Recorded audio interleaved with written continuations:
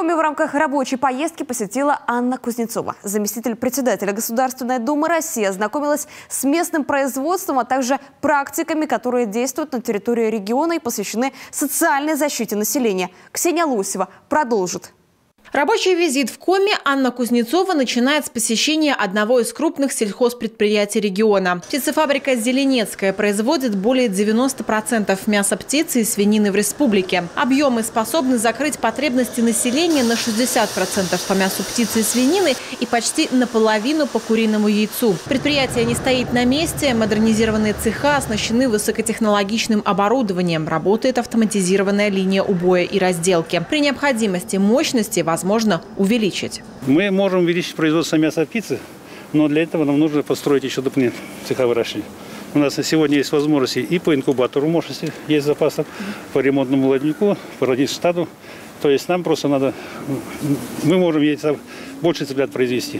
В непростые времена санкций и давления извне крупные предприятия должны стать опорой для страны. Один из вопросов повестки – уровень зависимости цены на конечную продукцию от иностранных компаний. На сегодняшний день предприятия активно переходят на отечественные технологии. Что интересно, зачастую последние оказываются даже более надежными и экономически выгодными. Процесс не быстрый, но результат даст гарантии бесперебойного функционирования производств вне зависимости от политической ситуации в мире. Конкретно обсудили один элемент технический решения, который стоит, допустим, 1 000 000. Это его цена, которую приобретало предприятие. Наши коллеги в Челябинске сделали это за 150 000.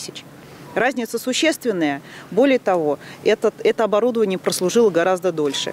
2 производителя, Китай и Италия, были сменены на отечественные. Помимо импортозамещения, на встрече с главой республики зампред Госдумы России обсуждает и ряд социальных вопросов. Так, например, по поручению председателя Государственной Думы Вячеслава Володина создана рабочая группа по решению вопроса обеспечения жильем детей-сирот. Сейчас законодательная инициатива по этому вопросу находится на обсуждении правительства России. Одна из серьезных мер поддержки воспитанников детских домов и интернатов – региональный сертификат на жилье. Этот закон необходимо развивать, в том числе прорабатывать механизмы, не позволяющие проводить сертификатами мошеннические действия. Проблема с сиротами – это же очень сложная проблема.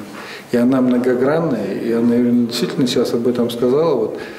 Ведь проблема в том, что, к сожалению, ребенок выходит из детского дома уже с большим багажом проблем, в том числе и имущественных проблем. Казалось бы, у него нет имущества, но он уже обременен долгами.